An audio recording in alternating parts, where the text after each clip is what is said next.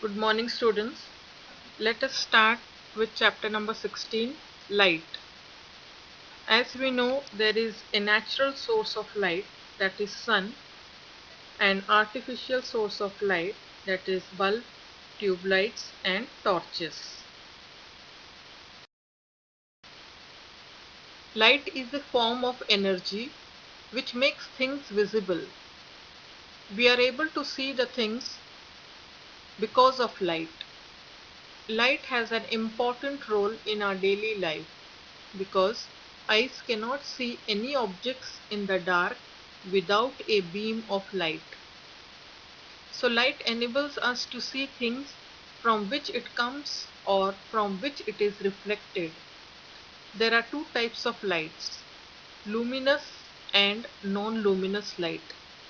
The object which emits their own light is called luminous light, like stars, sun and bulb. The objects that do not emit light are called non-luminous, like a table, chair, etc. Many of the objects around us are seen by the reflected light.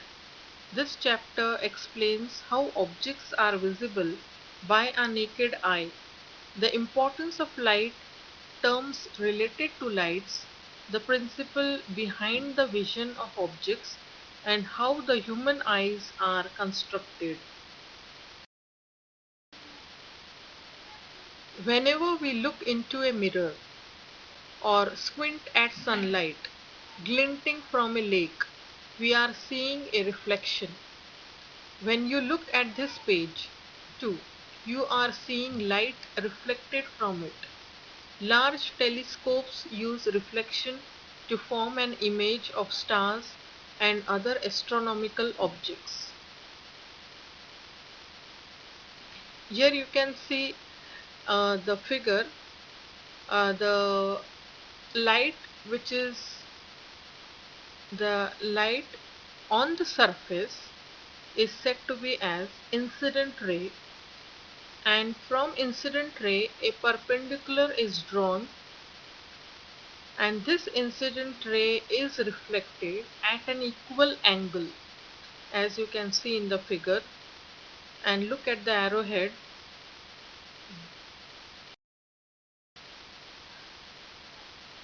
The law of reflection is illustrated in figure 1, which also shows how the angles are measured relative to the perpendicular to the surface at the point where the light ray strikes. We expect to see reflections from smooth surfaces, but figure 2 illustrates how a rough surface reflects light. Since the light strikes different parts of the surface at different angles, it is reflected in many different directions or diffused. Diffuse light is what allows us to see a sheet of paper from any angle, as illustrated in figure 3. Many objects such as people, clothing, leaves and walls have rough surfaces and can be seen from all sides. A mirror, on the other hand, has a smooth surface compared with the wavelength of light and reflects light at specific angles, as illustrated in figure 4. When the moon reflects from a lake, as shown in figure 5, a combination of these effects takes place. You can look in the figure 2. Light is diffused when it reflects from a rough surface. Look at the rough surface. Here many parallel rays are incident, but they are reflected at many different angles since the surface is rough.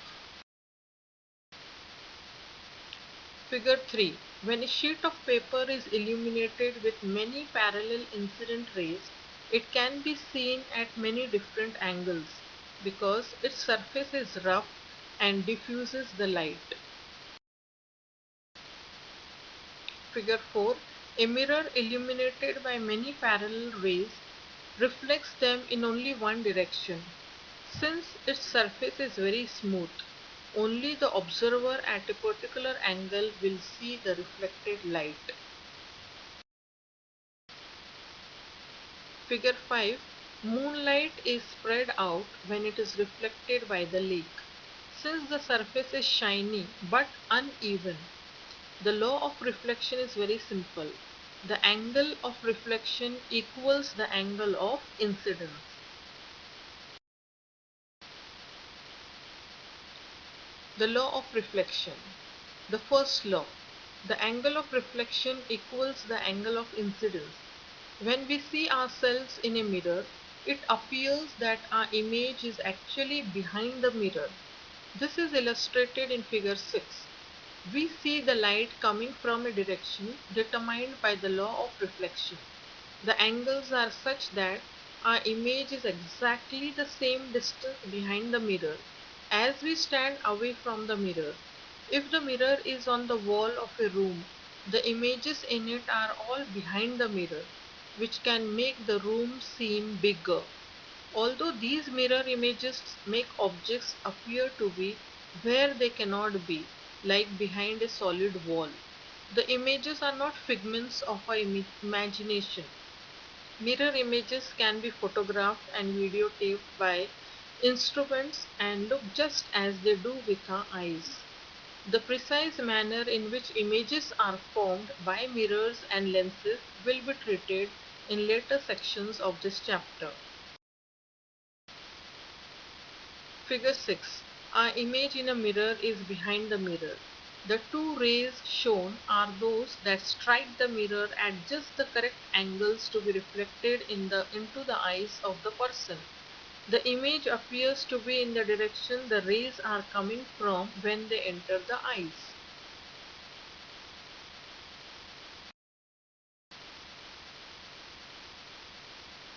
The difference between regular and diffuse reflection. Plane mirror or any other surface that produces a reflected image. Look at the surface, a smooth surface and a rough surface. On a rough surface, you will be able to see the diffuse reflection. Any surface that we can see but does not reflect an image.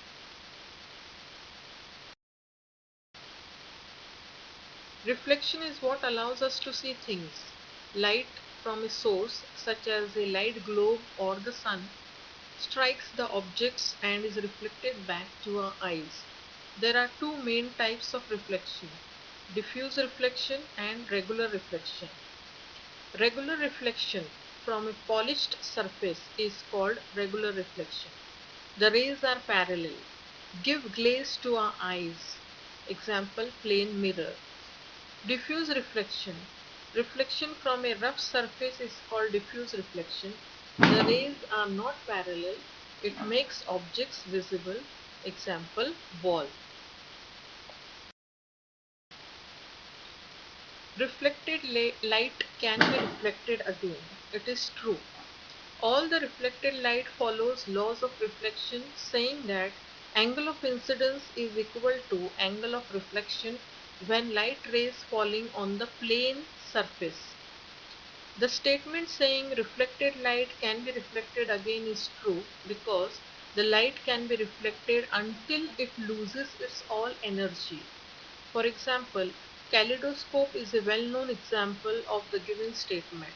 In a kaleidoscope, two or more mirrors are placed at an angle to each other so that the reflective lights can reflect multiple times, and the object is placed at one end of the mirrors.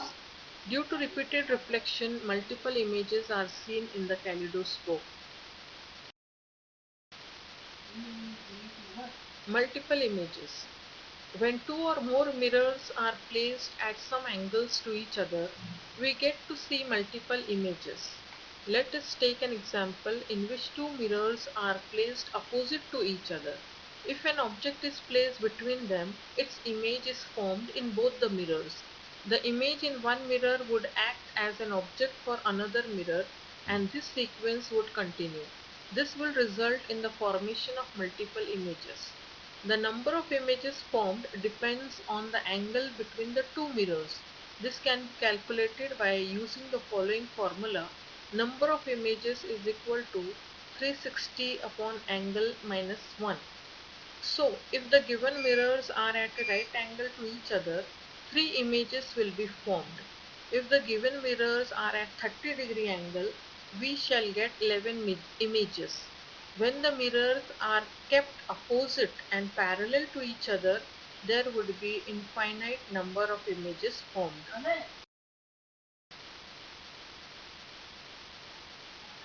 As you can see in the figure, the haircut of a boy from the back can be seen when a person can hold one more mirror behind him.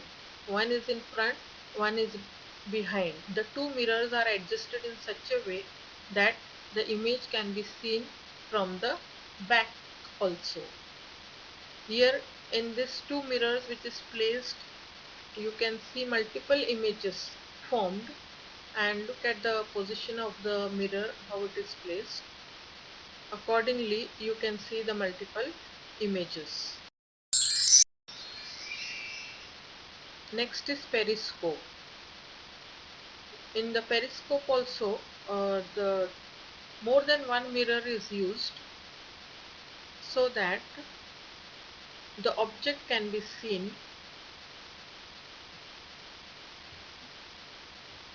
what is that is behind the wall. If any obstacle is there, still with the help of the periscope we can see the image or the objects which is behind the wall with the help of the periscope. And you can see the adjustment of the plane mirror, which is kept at an angle of 45 degree, and this periscope you have made in class 6.